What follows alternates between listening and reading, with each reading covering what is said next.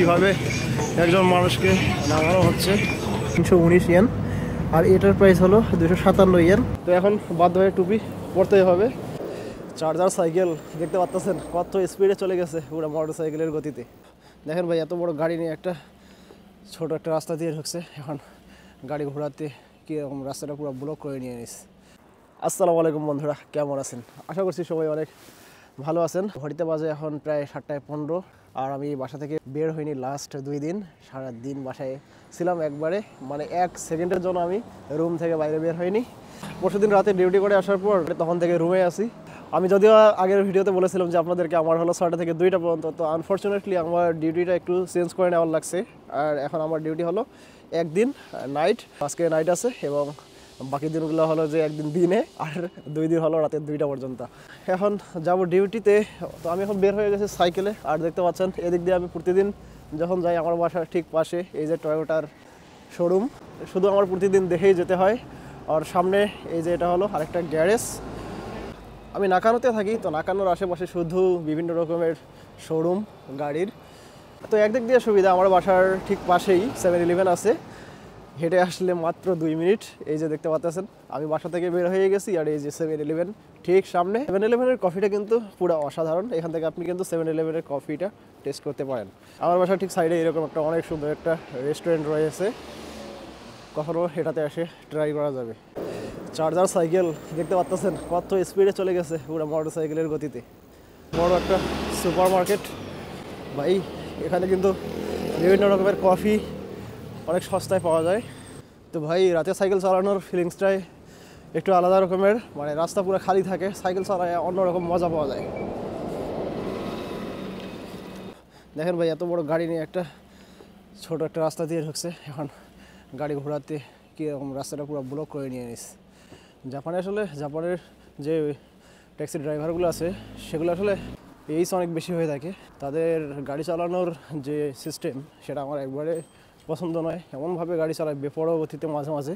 কত সুন্দর একটা বিল্ডিং। চলো ভাই, রাতের বেলা দেখতে পারতেছেন এখানে কত সুন্দর একটা সিনারি। তো ভাই দেখছেন কত বড় সিগন্যাল এখানে। আর রিসেন্টলি এত বেশি লোক বেড়ে গেছে শিনজুকুতে, কারণ সামনে হচ্ছে ক্রিসমাস, তাদের অনেক বড় একটা ধর্মীয় উৎসব। রুমের ভিতরে 30 ডিগ্রি সেন্টিগ্রেড তাপমাত্রায় থেকে রুম থেকে বের হওয়ার পর এখন বুঝতেছি আসলে কত বেশি বাইরে ঠান্ডা। তো এখন বাধ্য হয়ে টুপি পরতেই হবে। যদিও আজকে ট্রেন দিয়ে যেতে পারতাম, ট্রেন দিয়ে আসতে পারতাম, বাট সাইকেল চালালে ভাবলাম যে কিছুটা আমার এখানে ফিজিক্যাল এক্সারসাইজ হয়ে যাবে, একসাথে 2 কাজ। তো ভাই, ট্রেন দিয়ে যেতে আমার সময় লাগে 30 মিনিট আর সাইকেল দিয়ে যেতে সময় লাগে 25 মিনিট, একসাথে 2 কাজ হয়ে যায়।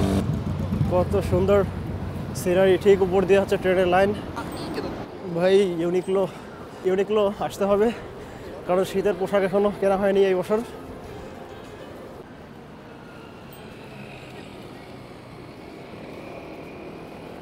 এখানে এক ফেব্রুয়ারি মার্ট পেয়ে গেলাম। ইউচো এটিএম, গভর্নমেন্টের যে এটিএমগুলো সেগুলো আসলে 6টা বাজে অফ হয়ে যায়, তাই এটা থেকে কিছু টাকা তুলতে হবে।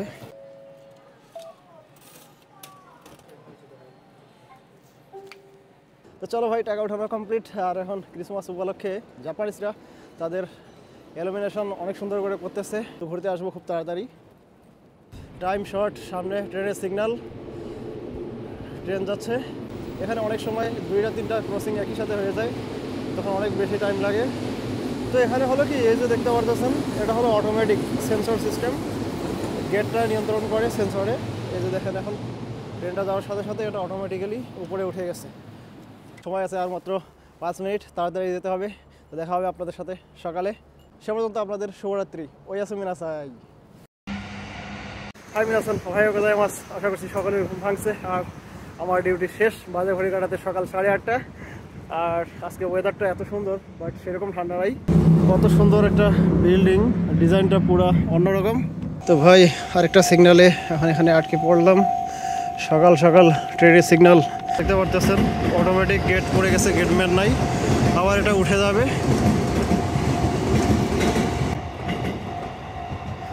চলো ভাই, ট্রেন চলে গেছে, এখন উঠে যাবে এটা। মেবি আরেকটা ট্রেন আসবে, আরেকটা ক্রস হবে ওই দিক থেকে, না একটাই। তো বন্ধুরা, সকাল সকাল 2টা ট্রেনের সিগন্যালে পড়ে গেছি। এই যে এখন আরেকটা সিগন্যাল সামনে।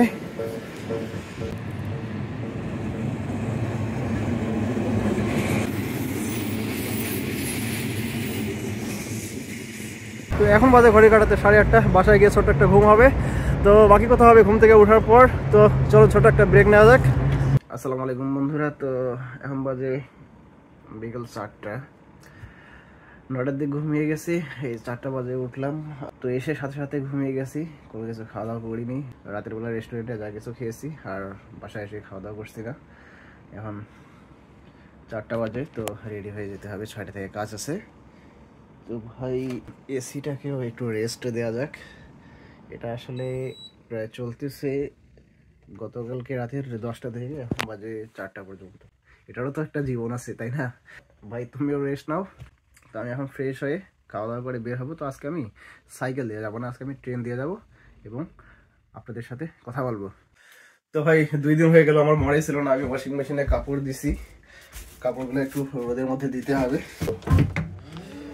4টা বাজে, ওয়েদার এরকম, মনে হচ্ছে একবারে পুরো সন্ধ্যা হয়ে গেছে। আর এখন ছোট দিনের বেলা 4টা 4:30 বাজে সন্ধ্যা হয়ে যায়।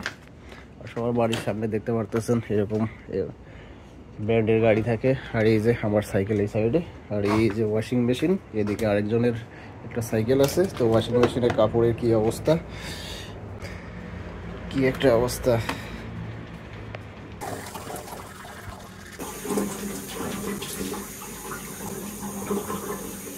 এখন কিছু খাওয়া যাক। এবং তো বন্ধুরা খাওয়া দাওয়া কমপ্লিট। আর আজকে আসার পথে পেয়েছিলাম পেঁয়াজ, 10 পিস পেঁয়াজের একটা প্যাকেট, এটা কিনছি মাত্র 150 ইয়েন দিয়ে। সামনে ঠিক হচ্ছে স্টেশন, আর স্টেশনের সাইড দিয়ে এরকমভাবে জায়গাটাকে কীভাবে ব্যবহার করেছে জাপানিজরা। এখানে তারা পার্কিংয়ের ব্যবস্থা করছে। যদি আপনি পার্কিং করতে চান তাহলে কিন্তু অটোমেটিক আপনার মেশিন আছে, সেই মেশিনে টাকা দিলে আপনি রাখতে পারবেন ঘন্টা হিসেবে। তো জাপানিজরা আসলে প্রতিটা জায়গা খুব ভালো মতো ব্যবহার করে। এই যে দেখতে পারতেছেন সেন্সর সিস্টেম, অটোমেটিক লাইট, যখন কেউ আসে লাইটটা অটোমেটিক জ্বলে উঠে, এবং সেই লাইটের সাথে ক্যামেরা আছে সেট করা, সেগুলো দিয়ে ক্যাপচার হয়ে যায় কে যাচ্ছে কে আসতেছে। তো জাপানিজরা আসলে ভাই অনেক আপডেটেড। তো ভাই ট্রেনের স্পিড দেখছেন কীরকম?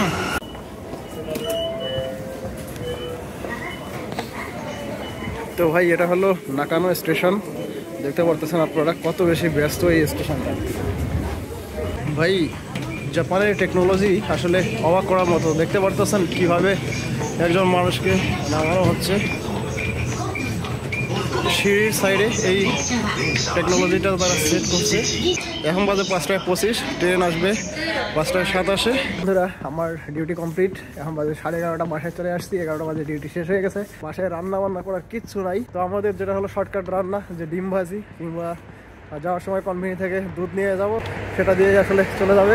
কারণ আগামীকালকে আছে বন্ধ, আর আগামীকাল বাজার করা হবে। তো ভাই জাপানে আসলে এত বেশি এখানে চালের রেটটা বাড়ছে, আসলে চাল কিনতে গেলে দেখা যাচ্ছে যে তরকারি কেনার টাকা নাই। অনেক একটা কঠিন পরিস্থিতিতে পড়ে গেছে আসলে সব জায়গায়। সিন্ডিকেট যারা অন্যান্য দেশের ব্যবসা করে, এসব বাসমতি রাইস অন্যান্য জায়গা থেকে নিয়ে আসে, তারা আসলে সিন্ডিকেট করে এটা করতেছে। ভাই মমিজি ম্যাপল পাতা দেখতে পারতেছেন কত সুন্দর রাতের বেলা লাগতেছে, বাট অনেক পাতা এখানে ঝরে গেছে। তো এখানে একটা 7-Eleven আছে, এই 7-Elevenটা থেকে আমি একটা 1 লিটার দুধ নিয়ে চলে যাব বাসায়। গিয়ে বাসায় কলা আছে, দুধ কলা ভাত আজকে খাবো ইনশাআল্লাহ। এটা হলো আমার বাসায় যাওয়ার রাস্তা, আর এটা হলো 7-Eleven। এখান থেকে হেঁটে গেলে মাত্র 2 থেকে 3 মিনিট। আজকে আসলে অনেক বেশি ঠান্ডা, চলে আসছি কনভেনিতে 1 লিটার দুধ নিব। তো দেখেন এটার আসলে প্রাইস অনেক বেশি, 319 ইয়েন, আর এটার প্রাইস হলো 257 ইয়েন। 7-Eleven-এর আসলে দুধ এটা অনেক সুস্বাদু। এখানে কিন্তু লেখা থাকে জাপানে, এটা হলো 100% এখানে দুধ, এখানে কোনো ভেজাল কিছু নাই। তো ভাই জাপানে আসলে কোন প্রোডাক্টটাতে কতটুক অরিজিনাল থাকে সব কিছু এখানে আসলে উল্লেখ থাকে। তো প্রতিটাতে এখানে প্রতিটা প্রোডাক্টের, যেমন এখানে অ্যাপেলের জুসটা আপনি যদি নিতে চান 100%। তারপরে এই যে কলাগুলো দেখতে পারতেছেন, এই কলাগুলো কিন্তু কোনো রকমের সার্ভিস ছাড়াই কিন্তু এত বড় বড় হয়েছে। জাপানে আসলে ফরমালিন জিনিসটা নাই। তো চলুন আমরা এখন এটা নিব। ভাই জাপান লাইফটা কীরকম জানেন? মানে আমার রুমমেট, আমার বন্ধু, ওর সাথে আমার দেখাই হয় না গত 2 দিন থেকে। মানে আমি যখন এসে ঘুমাই ও ডিউটিতে, আবার আমি যখন আসি তখন দেখি সে ঘুমাচ্ছে। তো দেখি এখন বাসায় আসছি, তো ফার্স্টে কলিং বেলটা দিই।